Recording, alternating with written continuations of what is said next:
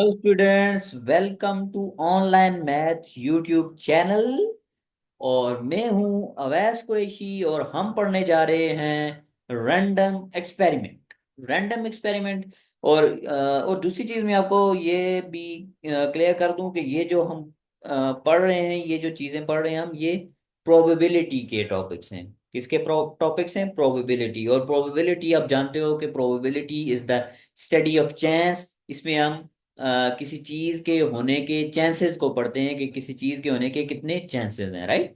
So first of all, random experiment क्या चीज होती है? A random experiment is a chance activity which produces varying result. Random experiment ऐसा experiment होता है कि जिसके आउटकम या जिसका जो प्रोडक्ट होता है वो श्योर नहीं होता कि उसका प्रोडक्ट क्या आएगा, वो क्या देगा। एक तो होता है डिटर्मिनिस्टिक, या आप कह सकते हो कि ऐसा एक्सपेरिमेंट जिसका प्रोडक्ट या जिसका आउटकम 100% श्योर होता है कि अगर आप वाटर को बॉयल करोगे अप टू 100 डिग्री सेंटीग्रेड तो वो बॉयल करेगा। सॉरी, अगर हीट अप करोगे वाटर को तो वो फिर बॉयल करेगा, ठीक है, बॉयल हो जाएगा। और लेट्स सपोज कॉइन की एग्जांपल ले लो। कॉइन को आप ऊपर फेंकोगे, ये एक एक्सपेरिमेंट है। तो उसके जो आउटकम है वो वेरिएंग होंगे।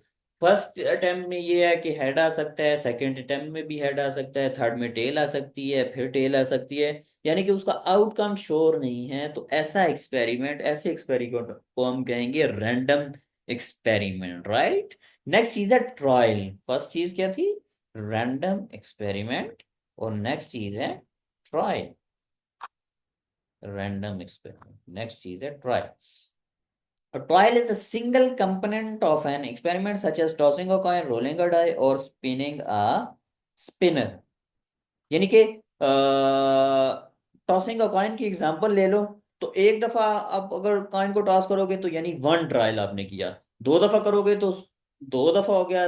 तीन दफा करोगे तो ट्रायल तीन दफा। यानी कि अगर आपसे कोई कहे कि फोर ट्रायल करने हैं आपने टॉसिंग का कॉइन के, तो आपने चार दफा टॉस करना होगा, ठीक है। नेक्स्ट है आउटकम, नतीजा, result. An outcome is a possible result of the experiment, like rolling a five or a coin showing tails. So S जैसे कि रोलिंग डाई वाली एग्जांपल अगर ले लो, तो उसमें अगर पांच आ रहा है तो पांच आउटकम है, ठीक है।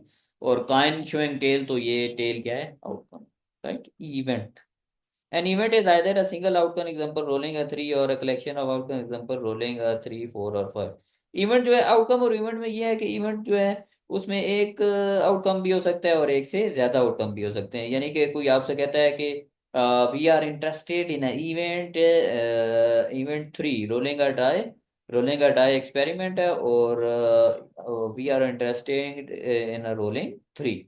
और आपसे कोई कहता है लेट्स सपोज के रोलिंग डाई का एक्सपेरिमेंट है और we are interested in three, four and five. So इस केस में इवेंट जो आएगा वो थ्री और फोर और फाइव हो जाएगा। प्रोबेबिलिटी का फार्मूला देखने जा रहे हैं। मोस्ट इंपॉर्टेंट चीज ये अपने माइंड में आपने रखनी है। Probability of an event is a number between zero and one inclusive.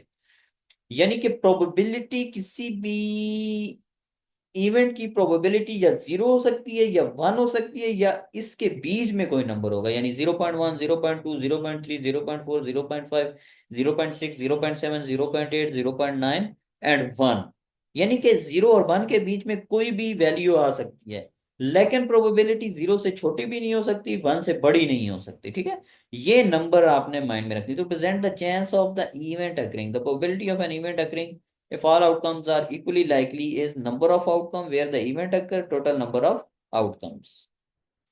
Let's suppose आप रोलिंग डाई वाली एग्जांपल ही ले लेते हैं। तो उसमें कितने होते हैं टोटल? वन, टू, थ्री, हो सकता है फोर, हो सकता है फाइव, सिक्स। लेट्स सपोज आप इवन नंबर में इंटरेस्टेड हो और आपने प्रोबेबिलिटी फाइंड करनी है रोलिंग अ डाई में। इवन नंबर की प्रोबेबिलिटी आपने अगर फाइंड करनी है तो रोलिंग डाई में कितने इवन नंबर है? One, two, three. So three आप ऊपर नोमिनेटर में लिखोगे और टोटल नंबर ऑफ आउटकम इसमें कितने हैं? छः। So three over six is one over two. यानी कि रोलिंग डाई में इवन नंबर की प्रोबेबिलिटी होगी, इवन नंबर आने की प्रोबेबिलिटी होगी one over two. So students, hope ये चीजें आपको समझ आ रही हैं। रैंडम एक्सपेरिमेंट क्या है, ट्रायल क्या है, आउटकम क्या है, इवेंट क्या है। सो होप ये चीज़ें आपके माइंड में आ गई हैं, और बिलफर्ज अगर नहीं भी समझ आई तो आप मुझे कमेंट्स में पूछ सकते हो मुझसे।